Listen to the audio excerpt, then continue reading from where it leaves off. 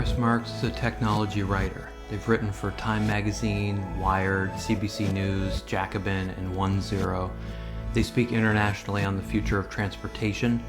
They also host the award-winning podcast Tech Won't Save Us, which offers a much-needed critical perspective on the history and future implications of big tech. Their book, Road to Nowhere: What Silicon Valley Gets Wrong About the Future of Transportation, was published by Verso Books in 2022. Our conversation mainly focuses on Road to Nowhere, why they wrote it in such an accessible way, the politics of communication in the context of a climate emergency, and what it says that we're largely programmed to assume that technology, even technology that's produced for a profit by private multinational corporations, will save us. Paris's book has a lot of answers, but doesn't answer all the questions. I kind of push them to speak to some of the most problematic issues around public engagement and political mobilization. One of the really useful things about their approach is that it's rooted in a sense that history is helpful if we look critically at the things we've been told are true about our car-centric infrastructure, and compare it with what a rigorous look at history reveals. The history they offer is startling in the sense that it shows a number of branching paths where our infrastructure could have looked very different if it wasn't for powerful sites of capitalist production impinging on policymaking in profound ways. There have been moments where massive amounts of public money was spent making a world that doesn't work. We need to move in a radically different direction and maybe rethink work. There are nearly 1.5 billion vehicles on the planet. According to Marx, replacing them with more vehicles, this time around powered by batteries, is not a viable strategy. I asked them if we need to leverage the desire for disruptive change. What Marx says is that people are much more open to change than we give them credit for.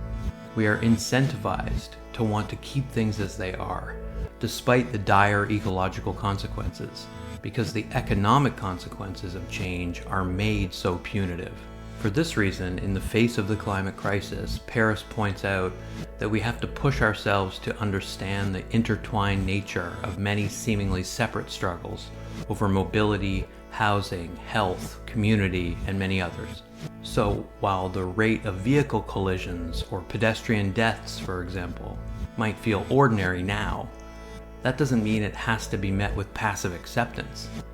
What if we let us radicalize it again, as it once did in our past? Here in Halifax, we saw that process happen. A local activist named Steve McKay organized a protest against political inaction, and it was successful in getting traffic calming put on Robie Street. The data shows that vehicular deaths disproportionately occur in poor neighborhoods, and that not enough is being done. If part of the problem is just acceptance, the answer might be refusal. Refusing to accept this absurd reality, where, as Marx says in their book, an estimated 1.3 million people are killed globally every year in road traffic crashes, more than 3,500 people every single day. What would it mean to refuse that reality? I wanted to start with kind of a silly question to just quickly set it up. Most people know the talk show Comedians in Cars Getting Coffee, hosted by car enthusiast and I think overrated comedian Jerry Seinfeld. This thing ran for 7 years and 11 seasons. It's been viewed on Crackle 100 million times and many, many more times, I'm sure, on Netflix. Not once did Seinfeld set out to pick up his guests in an electric vehicle, right? But in the Jim Carrey episode, they talk about it. Carrey says, "I'm driving a Tesla. I love the Tesla." And Seinfeld replies, "I like burning stuff." And Carrey quickly says, "We love breathing what you're burning, baby." And then there's like this quick cutaway. And the moment I think kind of gives the audience a comfortable way to shrug off a potential moment of tension over the very premise of the show, like driving, air pollution. And yet, like that moment, that line, "We love breathing what you're burning," provides the title for the episode. Your book, Road to Nowhere: What Silicon Valley Gets Wrong About the Future of Transportation, is written in a really accessible way.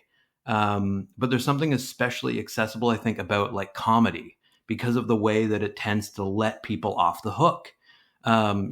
Comedians often joke that they're giving a TED talk whenever they veer into lecturing.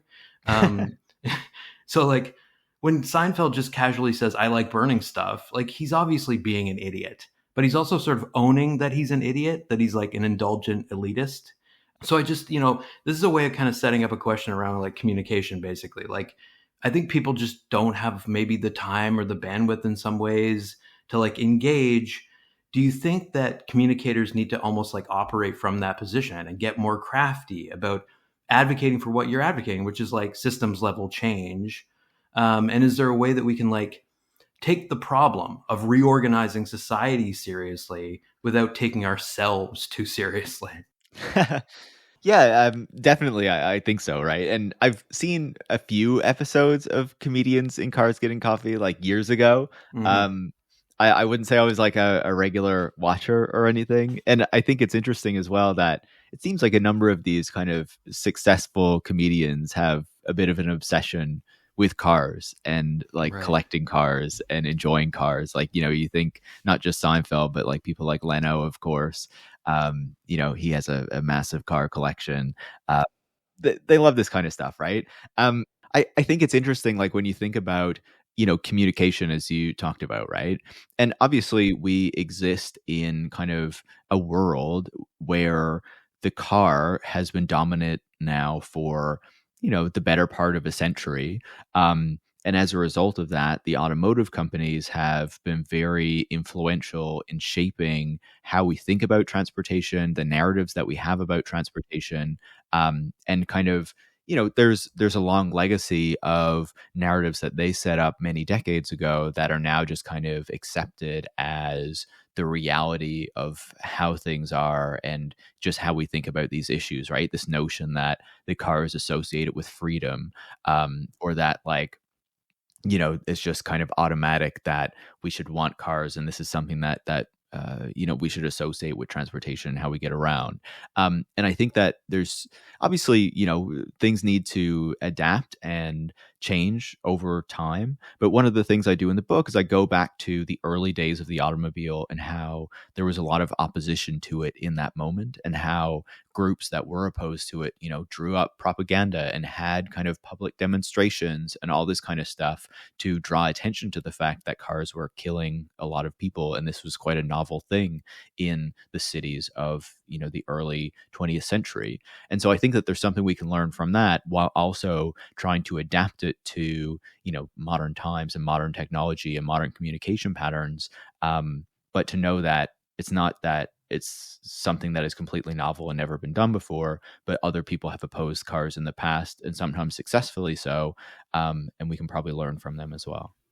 Like, I think it pays to do the work that you do, which is to kind of rewind and say, like, how did we get to this point? And could things have turned out differently?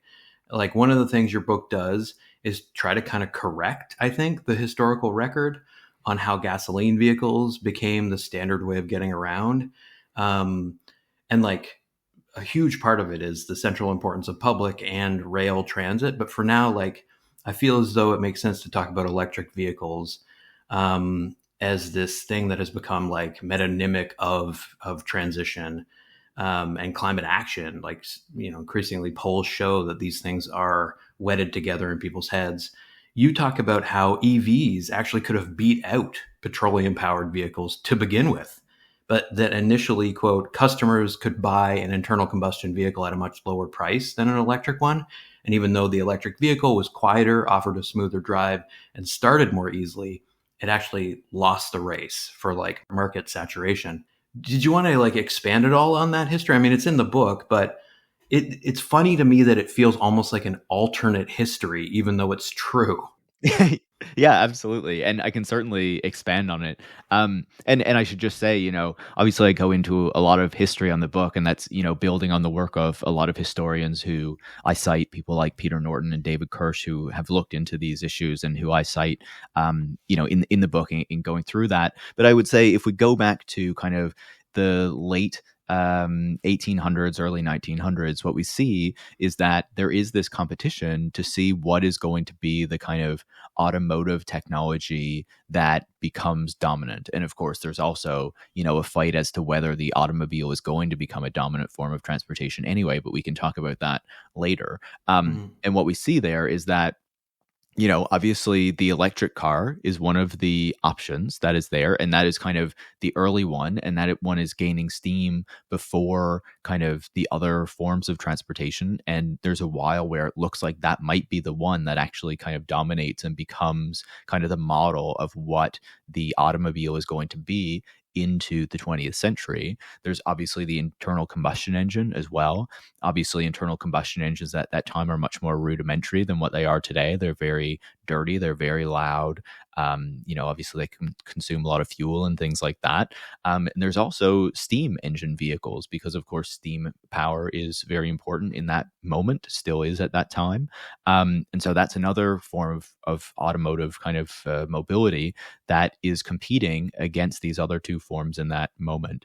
And so, obviously electrification is happening in that period, around that kind of turn of the century, and is expanding through, those kind of number of years. And so there's a lot of interest in, obviously we're connecting up homes and electrifying them and offices and all this kind of stuff. People are getting, lights and there are lights in the streets and all these sorts of things. And it just seems natural that the form of transportation would also be electrified, would have a battery in it, would also be using this new kind of network that is being rolled out. But part of the reason that the electric vehicle fails to, cement its dominance, I guess, is that there are a number of interests that are not really aligned in having that happen. So a lot of the utilities are not on board with kind of pushing the electric vehicle and trying to subsidize it and encourage it to be adopted. So you have the automakers on one side and the power utilities on another, and they're not kind of working together in order to try to achieve this. And I think that would have significantly helped had they done that.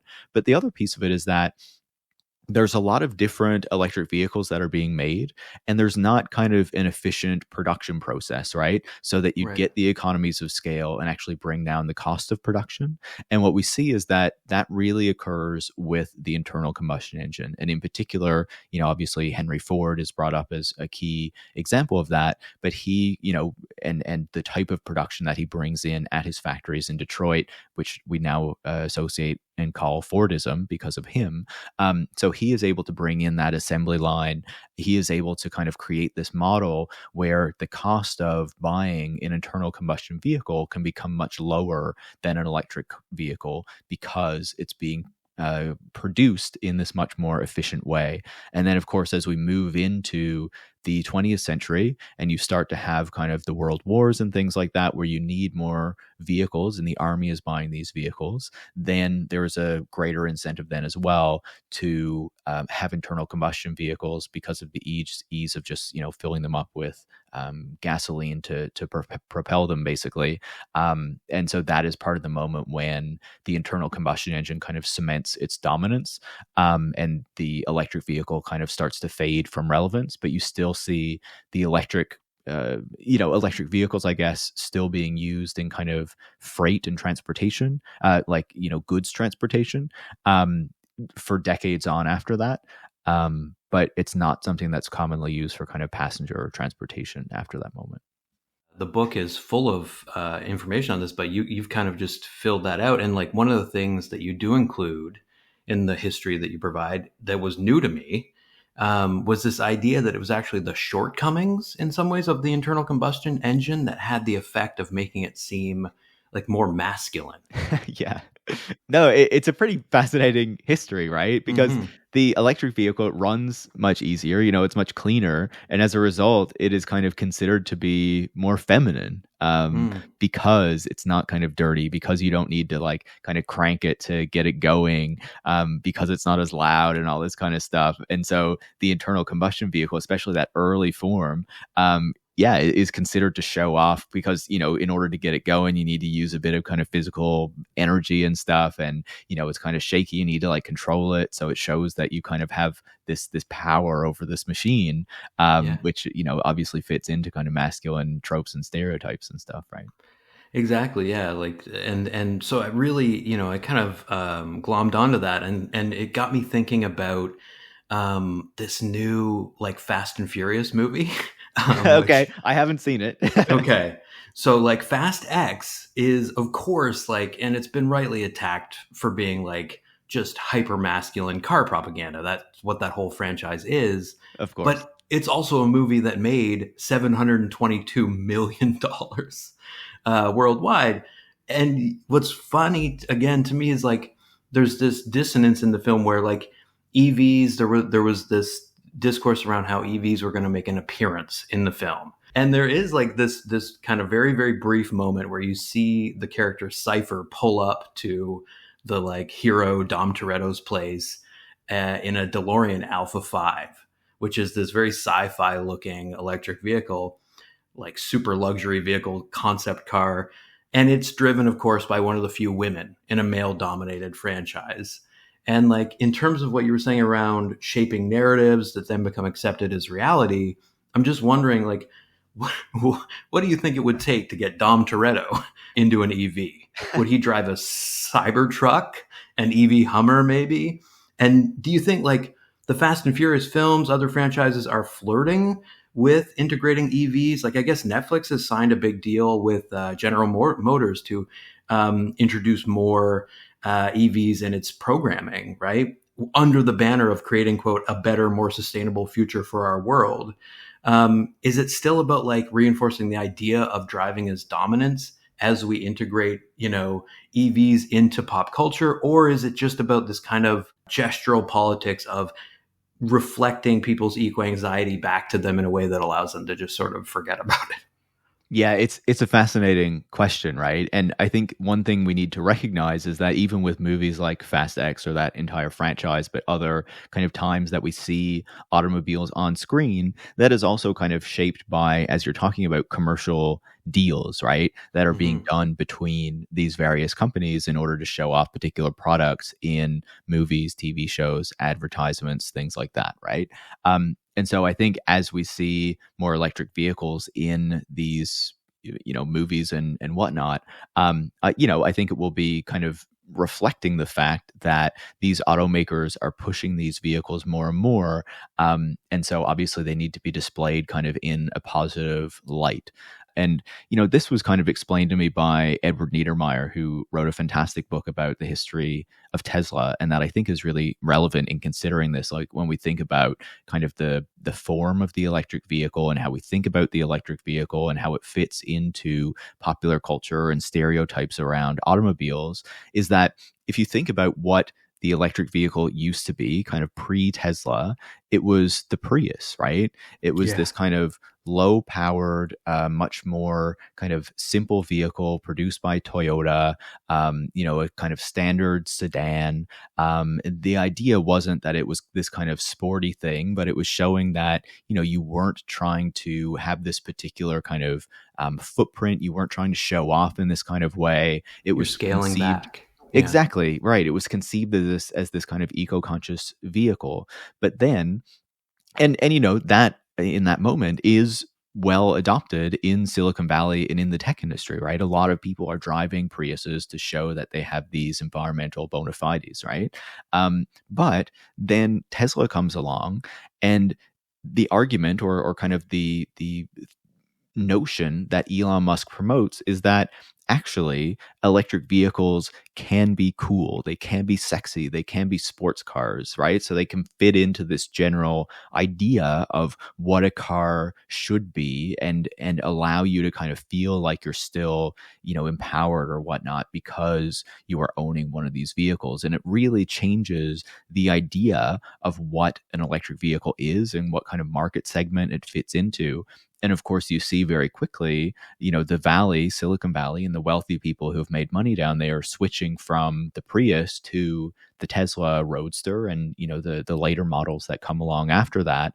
And it really changes, I think, a bit of like a self perception of what it means to be an electric car driver, right? You don't need to, um, you know, you don't need to sacrifice in the way that you did with the Prius in the past. You can still have this really sporty vehicle while, kind of not having the environmental footprint or saving the world or whatever. And that just continues to be kind of replicated over time, where, think about Joe Biden when he was pushing the electric vehicle early on in his presidency. He went to the General Motors facility and was driving around an electric Hummer, It right? had to be the Hummer, yeah. Exactly, right? Had to be a militaristic looking thing, yeah. Totally. And it's not at all like, it's not some kind of vehicle that we would consider sustainable or green in any kind of way.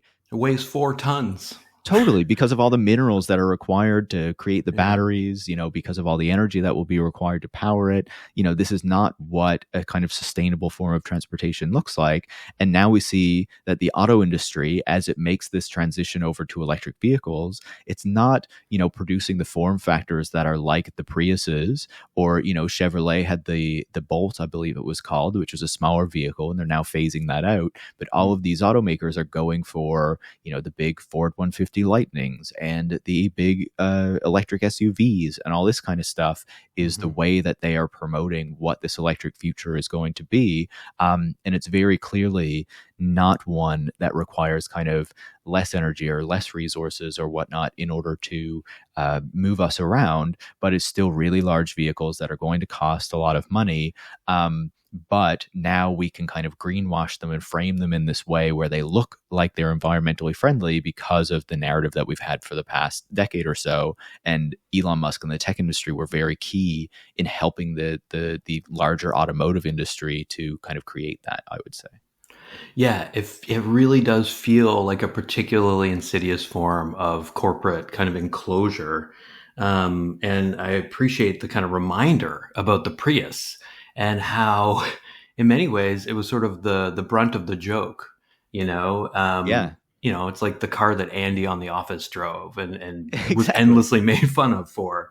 And would like Jim Carrey have said, "I love my Prius," he would have been like laughed at. It would have been Yeah. too much. And yet, yeah, as you say, I mean, like we're now at a point where there's this like unbelievable acceleration of the EV market, right? Because of measures in Canada's A Healthy Environment and a Healthy Economy plan, jobs in the EV industry are expected to increase 26-fold by 2030. That's pretty insane. And now apparently close to 70% of Canadians polled by Abacus data see major investments in EV battery manufacturing as evidence of a clean energy transition that will benefit Canada's economy. So, like right now, there are nearly 1.5 billion cars on Earth. In Road to Nowhere, you say, quote, all those vehicles, the inefficient nature of suburban living, and the mass consumption of goods have significantly contributed to the greenhouse gas emissions that threaten the future of every being on the planet. And that is not an exaggeration, right? But it's also true that we need to, quote, avoid making the mistake of ignoring the global environmental footprint of building more than 1 billion electric vehicles to replace all the personal vehicles on the world's roads. You know, I want to, talk about this sort of thing that I think people are increasingly aware of, which is like the problems around mining, especially in relation to lithium and cobalt. Because, it's not going to be mentioned in the kinds of documentaries that you deconstruct in the book. It's not mentioned in this recent Nova documentary, for example, that does feature the electric F-150. I think it's called Chasing Net Zero. But as I say, like people are reading the articles, I think, people are concerned about what's fueling this transition. And you talk about it quite a bit in the book and from this place of radical concern. The question basically is like, in what ways is this kind of massive expansion of the mining industry going to create, as you say, mass suffering and environmental damage? Where is it happening now, and where could we see it happening in the future? And because it's not just about awareness, what can be done to fight those effects? I think I would start by saying that, when I criticize electric vehicles, some people who are like, supporters of Tesla and of the larger EV industry would say, why are you criticizing EVs? Mm-hmm. Fossil fuel cars are worse. And I would say, yeah, fossil fuel cars are worse, but that doesn't mean that electric vehicles are the solution to the problem, right? I would say that automobility as a whole is the problem, not just, because we currently power our cars with fossil fuels instead of batteries. Um, and so I think that when you look at the EV industry, and I'll touch on Canada specifically, but basically what you require in order to build these electric vehicles is a lot of minerals to be mined to go into the batteries that are necessary to, kind of power the cars and the trucks and the SUVs, right? Mm-hmm. And because we have made this choice in North America in particular, that our EV industry is going to continue the trends that we've already had over the past couple of decades, where vehicles are going to get bigger and heavier and all this kind of stuff. And they also need to have really long ranges so that we're not worried about range anxiety and things like that. The batteries that are required to move those kinds of vehicles are incredibly large and, of course, as a result, very resource intensive. And so that means that there's a lot of mining that is required in order to create those batteries. And so right now, what we see is that a lot of lithium comes from Australia, but a growing amount of the lithium that goes into electric vehicle batteries is coming from South America, where that lithium is extracted from the salt flats, which is a very dry area. And what happens is it requires a lot of water in order to extract. So the water table drops, and the nearby communities lose access to fresh water. And they often don't receive kind of the benefits of the extraction that is happening around their communities. But on top of that, cobalt is also very important to batteries and a lot of kind of the electronics that we use. A lot of that cobalt comes from the Democratic Republic of the Congo, over in Africa. And we know that, there's child labor that's involved with the extraction of those minerals, that there are a lot of incredibly negative effects on the workers and the communities, the health of the people who are in those areas where that extraction is taking place. And they, of course, often don't get kind of the material benefits of all that extraction. They still live in a lot of poverty. And so there's a lot of kind of environmental and human harm that comes of that extraction. One of the major places where we're seeing for a lot of nickel extraction that also goes into these batteries is in Indonesia, where you can see that the seas around where this happened kind of turn a kind of a rusty orangey color because of all of the pollution from that mining that goes into the seas. And of course, again, there's the environmental harm and the human harm that comes of this as well. And so all of that is happening, and a lot of the mining that is going to be required for these batteries is going to continue to happen in the global south, right? In countries that are kind of out of sight, out of mind for a lot of us, but is very central to Canadian mining companies. And of course, it's something like 70 or 75% of global mining companies are headquartered in Canada. So this is very relevant for us as a country as we think about what is going to happen here and potentially why our government is so intent on having this be the path forward, because it's going to require a lot more mining in order to create these things. But then also when we look domestically, we see that the government is pushing a massive expansion of mining within Canada as well in order to extract the critical minerals that are needed for battery production, not just within Canada, but through North America and around the world as well. We're kind of positioning ourselves as a key hub for that. And so there's already been reporting in the Walrus, for example, on lithium mining in Quebec and the problems that have been caused by that and how local communities have been opposing it. Of course, we also see stories very frequently about, say, the Ring of Fire in Ontario, where they want to do a lot of mining for a lot of these minerals, and Indigenous communities are pushing back against that because it's not clear how they would benefit from it, and it would cause a lot of environmental damage. We see protests in British Columbia around mining. There's talk of some mining that already occurs in Labrador and could expand in order to supply some of these electric vehicle battery plants and whatnot. Up north as well, of course. So all around the country, there are sites that could be mined, and basically every province and territory is looking at their supplies of minerals and where mining might be able to be expanded in order to supply these things. And I know answer is quite long, so I would just finish off by saying that I think one of my biggest concerns is that we see the government of Canada moving forward very kind of with a lot of energy into positioning electric vehicles as kind of the way that we are going to address the contribution of climate change made by transportation. And transportation is the second largest source of emissions in Canada after the fossil fuel industry because of the extraction that happens in Alberta for the most part. But I think that The reason they do that is because, one, they see the opportunity for automotive jobs in Southern Ontario, and battery production jobs through Ontario and Quebec. And so they want to encourage that because there's already a pre existing automotive industry there, even though we're seeing that in a lot of these plants, it looks like wages are going to be lower and there's going to be fewer workers that would be needed compared to Right. what is needed to produce current vehicles.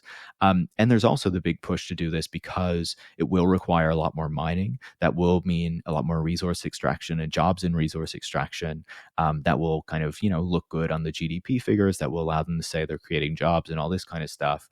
But I think that if they were really serious about reducing emissions and taking on this problem, they would be making massive investments in public transportation in cities and communities around the country. They would be building high-speed rail, from Southern Ontario through to Quebec, maybe through the Atlantic provinces as well.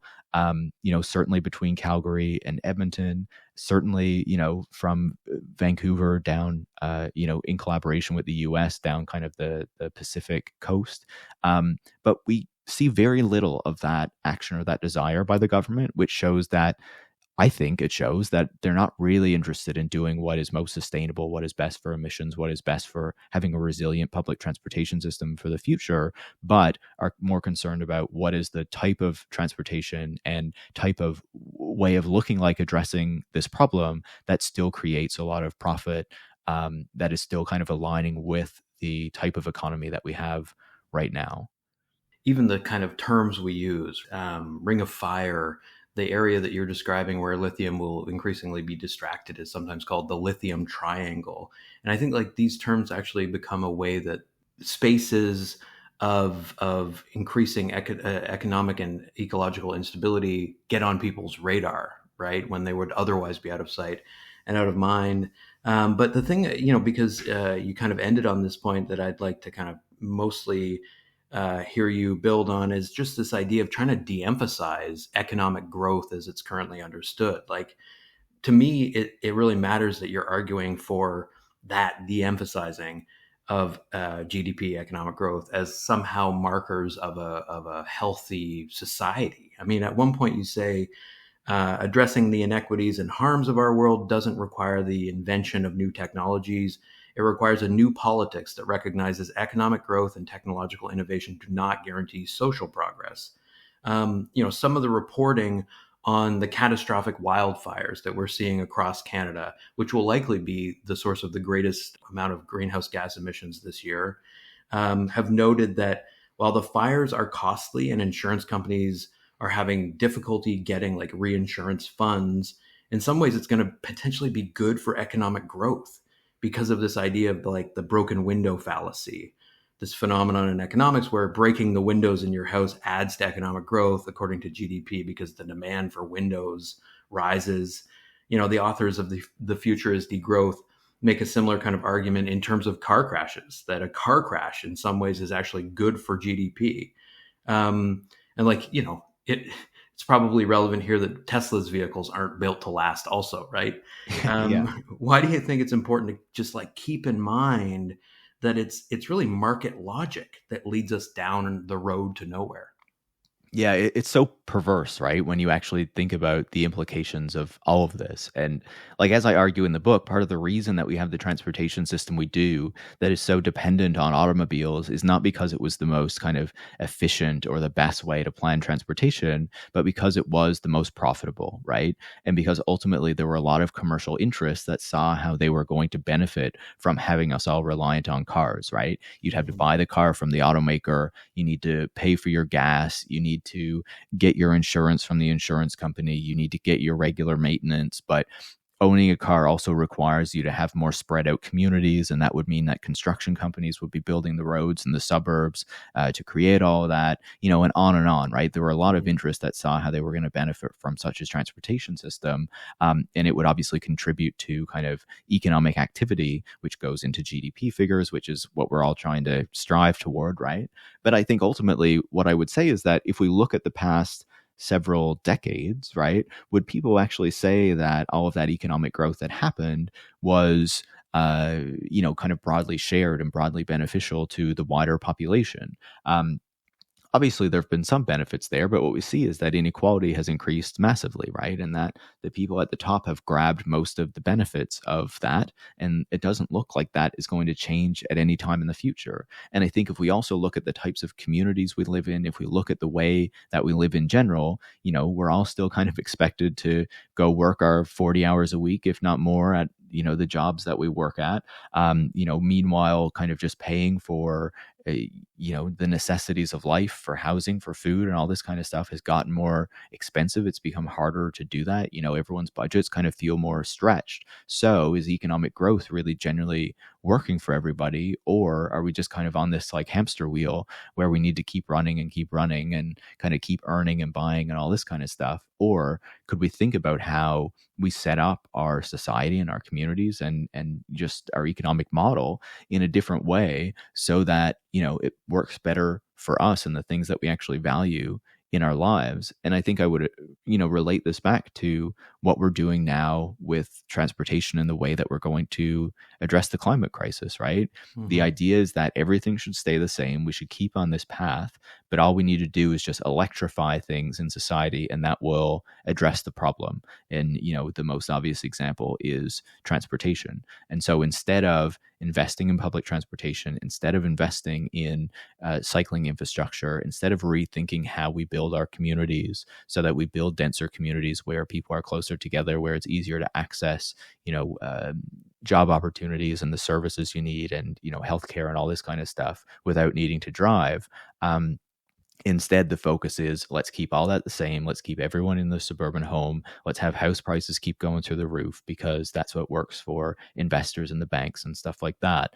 But meanwhile, let's just ensure that we electrify the cars so that we don't affect the jobs that go into manufacturing those cars. So we create more jobs in resource extraction, so that people still have to pay for a car and pay for all the other kind of costs that go along with it.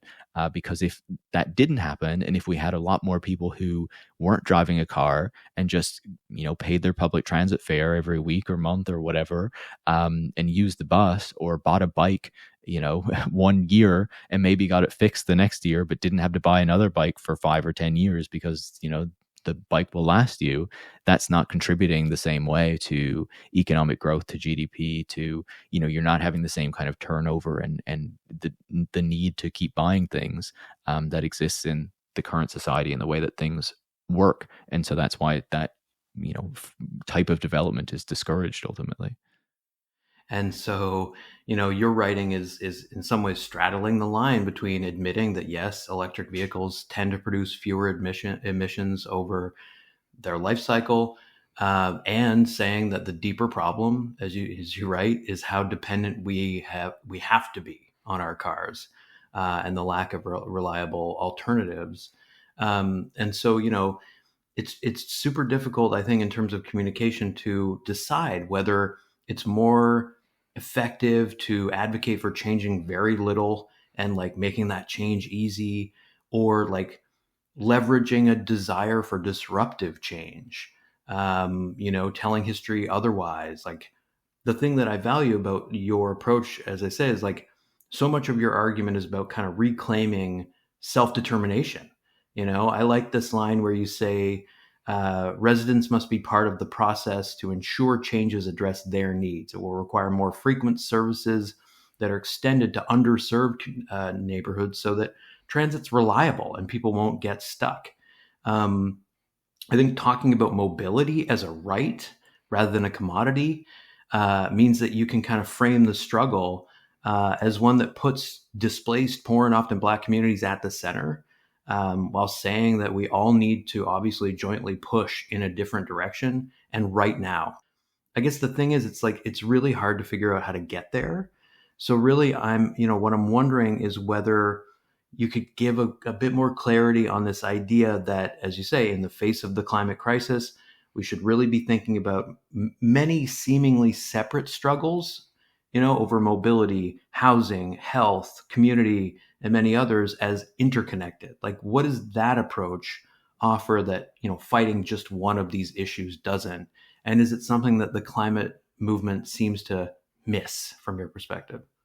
Absolutely. It's a good question. And I certainly won't have all the answers on Sure, this, sure. but I can certainly Yeah. give it my best, right? Um, I think one thing that really stands out to me is I think that people are much more open to change than we give them credit for. But Right. I think that part of the reason that it can seem so resistive, that society can seem so resistant to change, is that um, we have set it up in such a way where people are incentivized to just want things to kind of continue as they are, because if not, it could be a threat to their well-being and their ability to provide for their families and all this kind of stuff, right? We've Hmm. set up a society in such a way where in order to have a roof over your head, often you need to take this big mortgage that you need to pay for 20-25 years. In some jurisdictions, that's even being extended even longer now.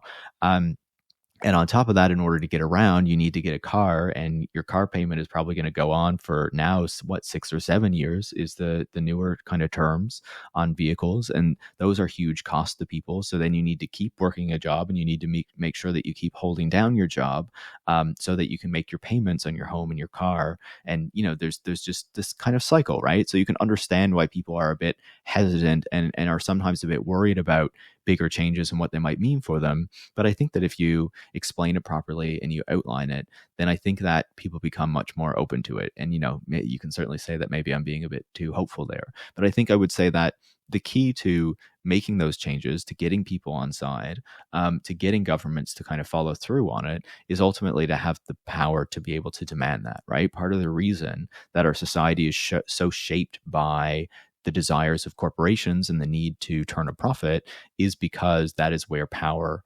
resides in our society right now.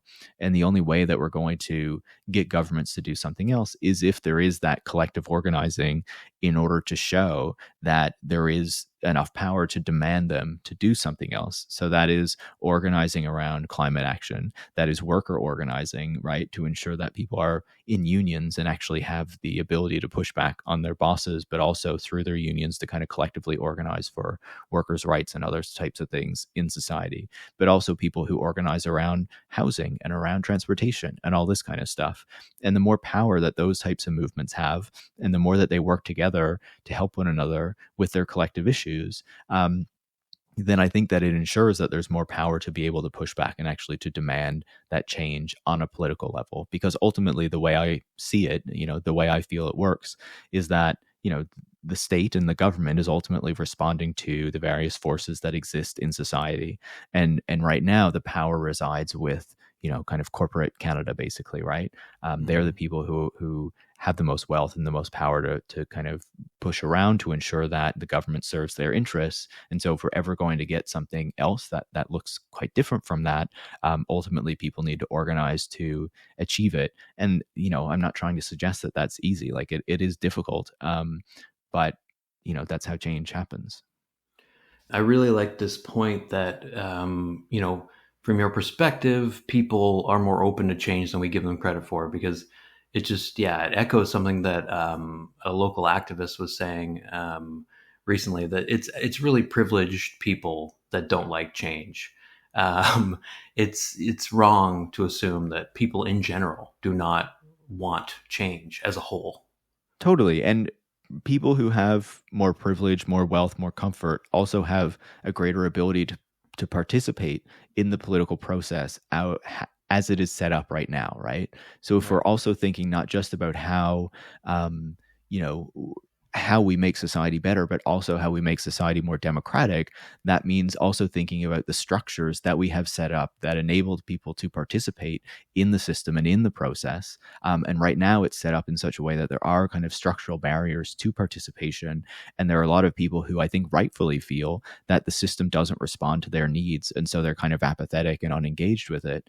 And I think that in order to get that engagement back, and in order to ensure that the system actually better serves the people who it should be serving, then that requires more than just ensuring that more people are voting or whatever, but it also requires some more structural changes to the way that we have our democratic system set up right now to ensure it's more accessible for people to do that, basically. Yeah, and I mean, like, At this moment, I'm thinking about the fact that after this summer, or I should say, this fire season, because our best estimates have these out of control wildfires across Canada burning until maybe October.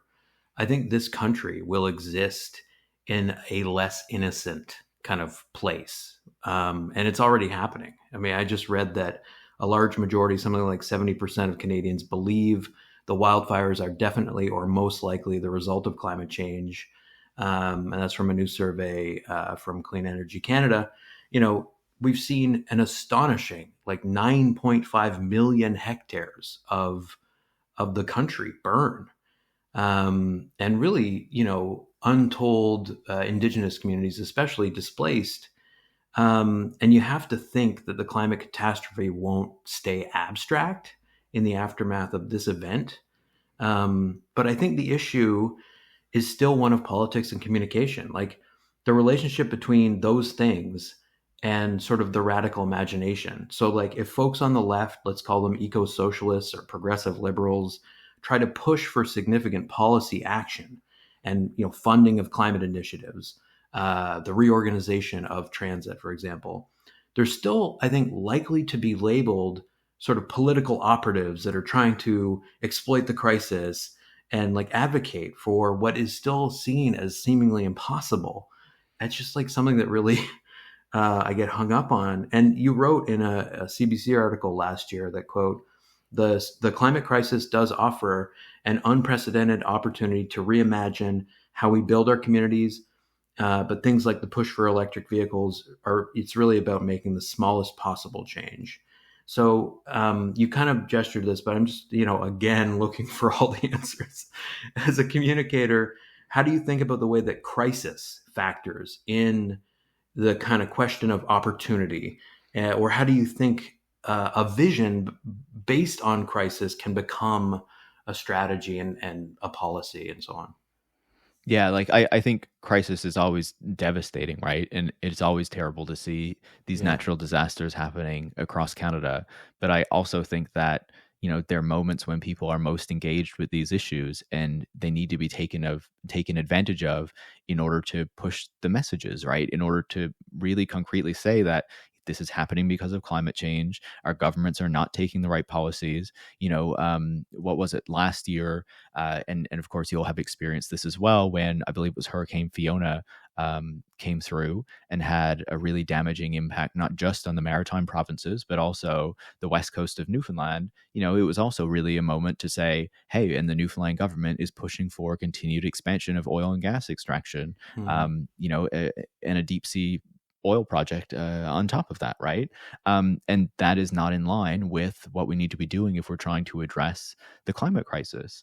Um, Yeah. and so I think that, you know, you talk about how about 70% of people recognize that these wildfires are, caused by climate change or climate change is contributing to them or whatnot, right? And I Mm-hmm. think that I think that we underestimate the degree to which Canadians recognize that climate change is real and want action on climate change, and that our government is not taking the action that many people would want to see or would be open to having them take, right?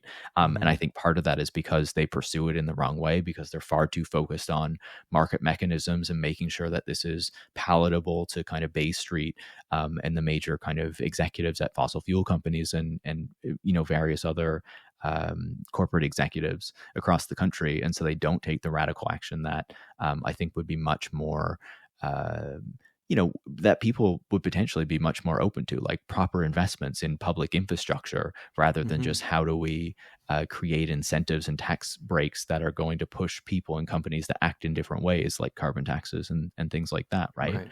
Yeah. And obviously, we've seen a lot of pushback to carbon taxes and the clean fuel standard in by Atlantic premiers quite recently, because they're starting to apply here. when we think about the impact of climate change in Canada, I think one thing we talk about how, the temperature globally is about 1.1 degrees above pre-industrial levels, but we also know that Canada is warming faster than other nations because we are more northern, right?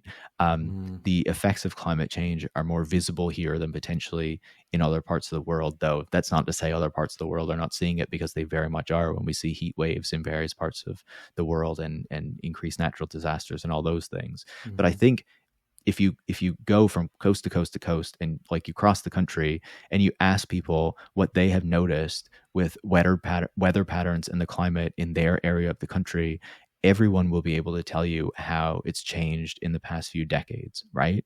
I think people just generally recognize that this is something that's happening and that action needs to be taken. Um, and I think that many people recognize that our governments are not taking the action that needs to be taken. And again, part of that is because the power that resource companies and fossil fuel companies have in Canada, not just in provinces where extraction happens, like Newfoundland and Labrador, Alberta, and Saskatchewan, but also within the federal government as well. And we saw reporting, I believe it was last year, from the Breach, about how the Natural Resources Department was very closely aligned with the fossil fuel industry, and was kind of pushing their views and their policy ideas and trying to push back on the Department of Environment and Climate Change and the types of things that they were trying to do. So we can see how that has influence within the halls of power. And yeah, so it's tough to say what exactly we do to push back on that, but Sure. ultimately Yeah. I would fall back on, I think organizing is a very important part of it, but then of course communication, and not just kind of having people recognize that climate change is happening and that climate change is contributing to these natural disasters, but also, like, what does a better world look like where we address the climate crisis and build a more sustainable society? And I think that one of the problems that the Trudeau Liberals face, and the NDP for that matter as well, is that they can't really outline what that world is going to look like and how it's going to be better for you. And I think that when most people think about addressing the climate crisis, they just think of things getting more expensive because of the carbon tax and things getting more Sure. inconvenient. And so I think that because the government is so reliant on ensuring that these things happen in the private sector and that the private sector is leading action on climate change, that they lose their ability to really kind of lay out what a better, more sustainable future could look like and take the actions to realize that. And I would say it's also because, the Liberals are quite market oriented, are quite close to capital in the country, and that's why they are termed the natural governing party, because they've been good enough for capital to keep them in there that long. Yeah, I mean, exactly. And like, it's staggering because all you're hearing is it's like fear and fees and inconvenience. It's like there isn't enough material articulation of that alternative to feel like mobilized, right? Like we're talking here about like the politics of mobility, but we're also thinking through like the politics of mobilization.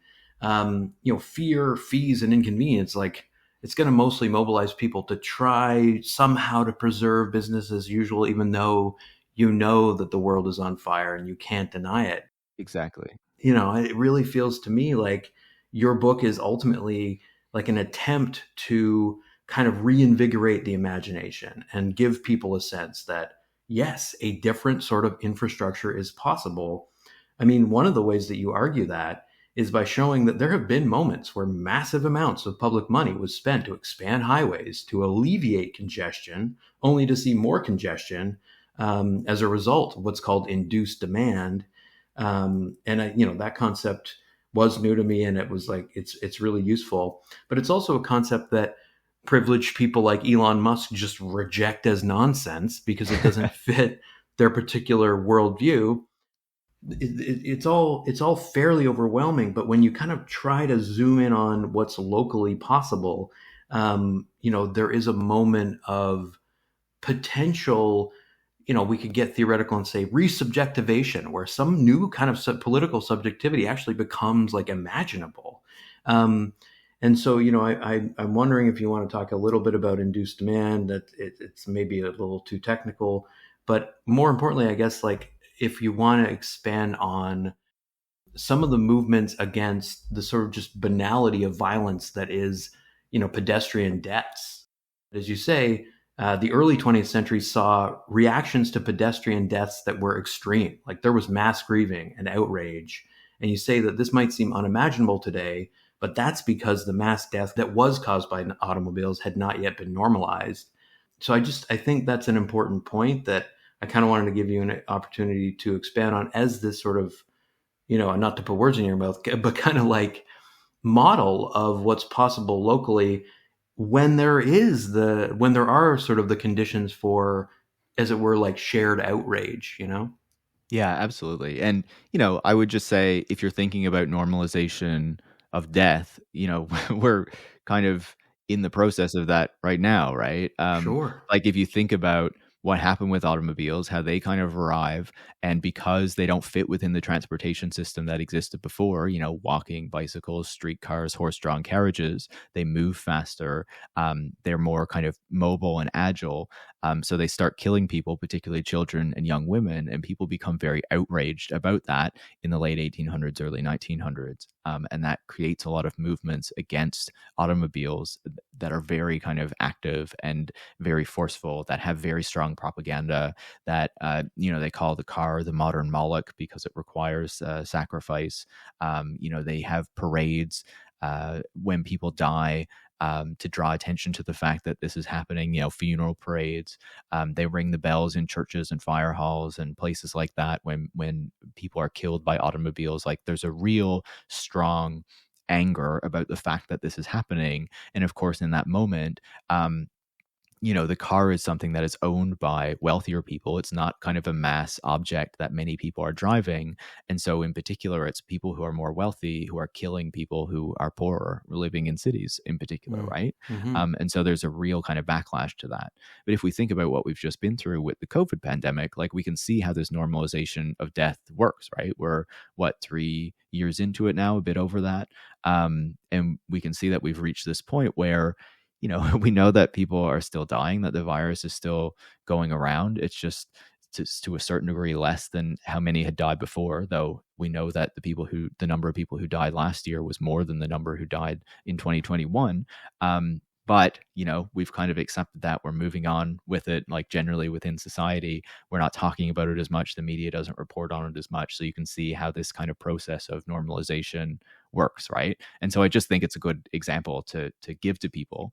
Mm-hmm. But I think that when we look at the history of the automobile, and obviously in the book I talk a lot about the United States, because that is kind of the big place where the car is dominant, but also where the tech industry is located, and I'm looking at both aspects of that.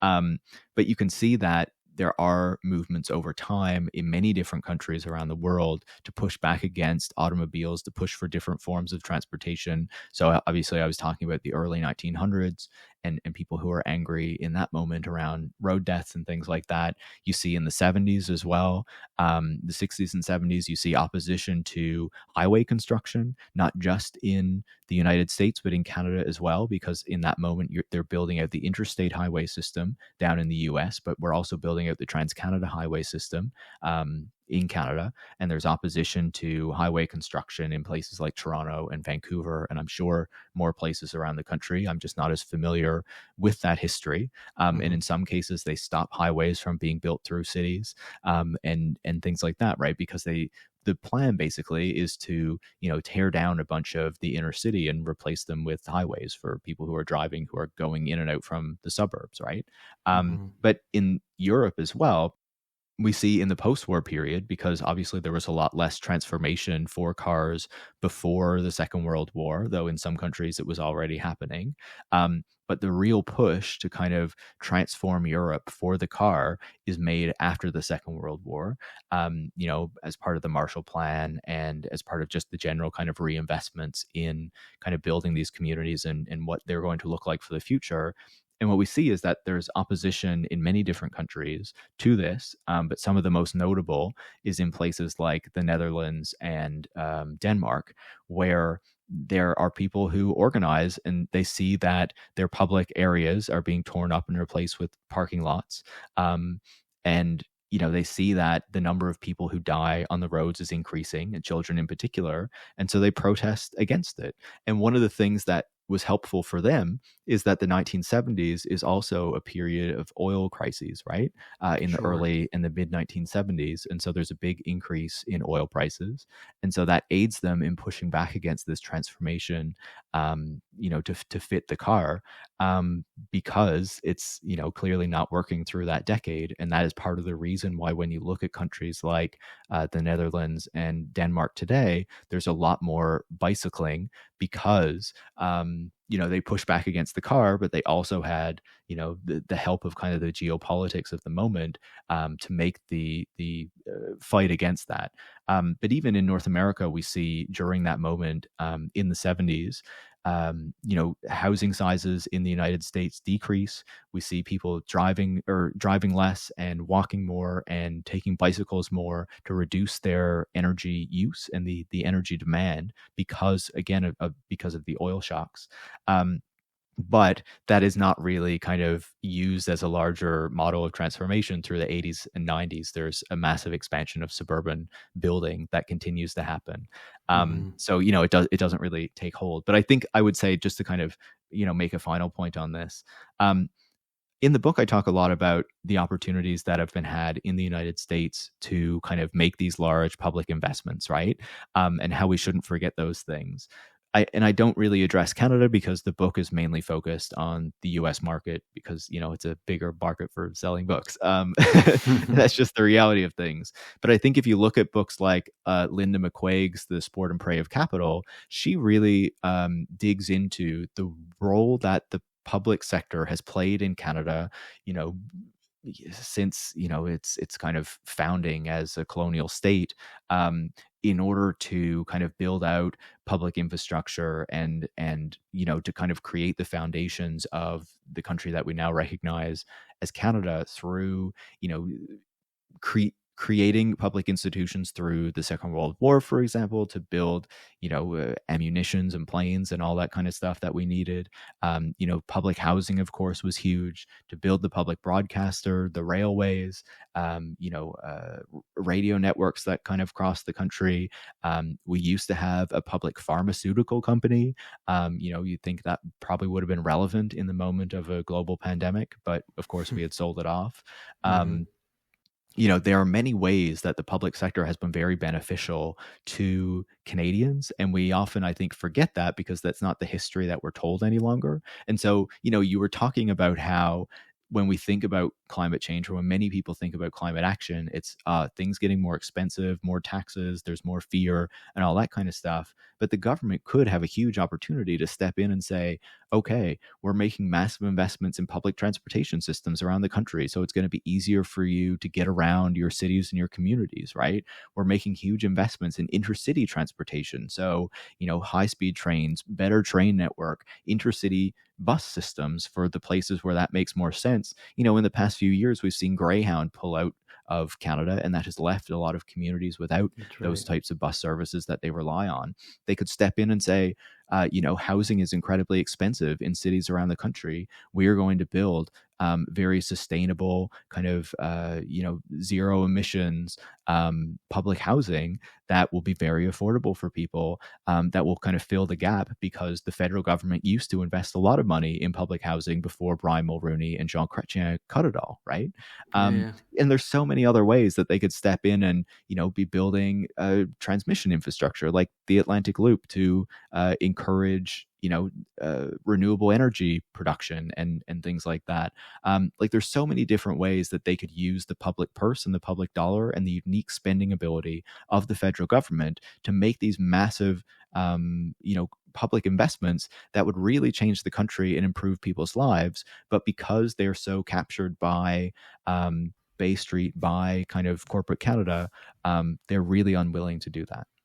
Yeah, it speaks to. I mean, like I'm immediately reminded of this phrase that Jennifer Wenzel used in a podcast I helped produce called "Volatile Trajectories." She just says it really succinctly. We have the ideas that we need. We have the technologies that we need. What we lack is the politics. We do not have the politics that we need. And yeah, I mean, like I think that politics looks like sort of putting aside the business case and de-emphasizing growth, and re-emphasizing something like maybe not branded as sustainability, because that has been, I think, evacuated in some ways of meaning, but just opposing this race to the bottom, neoliberal death sentence, basically. um, not Totally. perfect, not a perfectly branded politics, but it's still. I mean, I think it's apt nonetheless.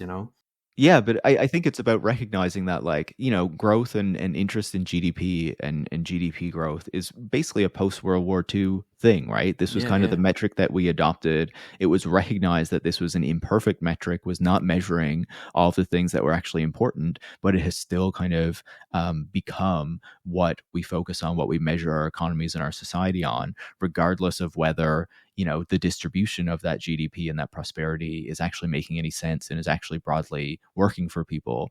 And I think that we should be much more focused, not so much on economic growth and GDP growth and whatnot, but like quality of life. Like, are we actually making it right, easier for people to live a better life? Are we making housing more affordable? Are we making it easier for people to get around? Are we making it so people have more leisure time so they can spend more time with the people that they care about and doing the things that they enjoy rather than just having to work their jobs? Like, there's so many ways that we could look at improving our society, but because we're so focused on growth and on GDP, those things are often in conflict with those particular metrics that we judge our society on right now. And until we Mhm. start to de-emphasize those things, and not put them as kind of like the gold star and the guiding light for everything that we're doing, then we're going to continue down these paths where we just kind of make decisions that work for capital and for large companies, but don't often work for the public and make people's lives better and easier. And I think that when we do that, certainly, there are ways that we can do that that wouldn't be sustainable, that would have a negative environmental impact. But I think actually, if we're thinking about the things that actually make people's lives better, giving them better housing that is more insulated, that is more energy efficient, that is more affordable, giving people transportation options where they don't have to drive all the time, thinking about what a different kind of living in our society works like, where maybe you don't need to work as much, but you also don't need to buy as many things, and you can spend more time doing things that you enjoy. Like, I think that these are inherently kind of less carbon intensive and more sustainable anyway. But again, we're discouraged from doing that because it doesn't work for the bigger model that we're kind of chasing. Yeah, it's for sure. And I think like, the reason I keep recommending your book to people is that it's not just a book about like modal shift, as it's sometimes called. It's not just a book about big tech. It's it's about sort of like, sort of ideologies of progress, and yeah, this idea that there are many things that we take for granted, that are barriers to basically liberation, like barriers to equity.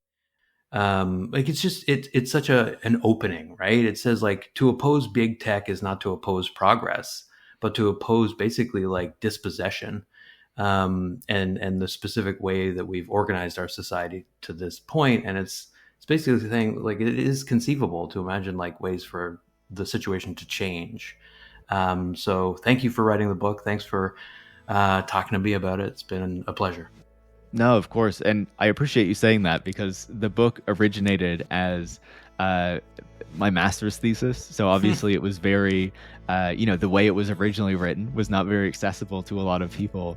And when I kind of rewrote it for more of a general audience, it was trying to make it accessible, but also looking at it and saying like, I can just look at the tech industry and how the tech industry has got things wrong, or I can look much more deeply and go into that history and go into like the ideologies that exist around it. And I think that that was much more fruitful for having a better understanding of how the system is today. So it's great to hear that, you have taken a lot from it and that you found it, an accessible read. And obviously I very much appreciate being able to come on and talk to you about it. And, I really enjoyed your questions. So thanks so much. Of course. And I'll say too, like just as a plug, your long-running podcast, Tech Won't Save Us, is, it's wonderful. People should absolutely listen to that. And it is also, it sounds like, motivated by this idea of trying to open up a conversation. So did you want to say anything about the podcast, or give people a heads up on what they can expect coming up, like this season? I don't know if you frame it in terms of seasons or just what they can expect coming up. Yeah, of course. I obviously appreciate that. The show just turned 3 years old a few months ago, so it was a product of the pandemic. And basically the goal of the show, yeah, of course, yeah. I'm sure so many podcasts, right? Sure. Yeah. But the goal of the show is really to say, look, like, we all hear about the tech industry and technology all the time, but a lot of the reporting on it is very uncritical and even boosterish. And so the goal of the show is just to give people a different perspective on the industry. And every single week I talk to a different expert about a different aspect of the industry or a different company or a different personality. And we kind of critically examine those things so that listeners have a better understanding of, the industry itself, and this industry that really has a lot of impact on our lives and our economies and all this kind of stuff, right? Like, you can't escape these tech products. And so, we've been doing a lot of work the past year kind of exploring AI, because there's been this big AI boom. And so there's another episode coming on that soon to kind of add yet another perspective on it, more of an indigenous perspective. We have an episode coming up on the Israeli weapons industry, which I think is very relevant with what just happened in the Jenin refugee camp, where the Israeli military attacked it in the occupied Palestinian territories.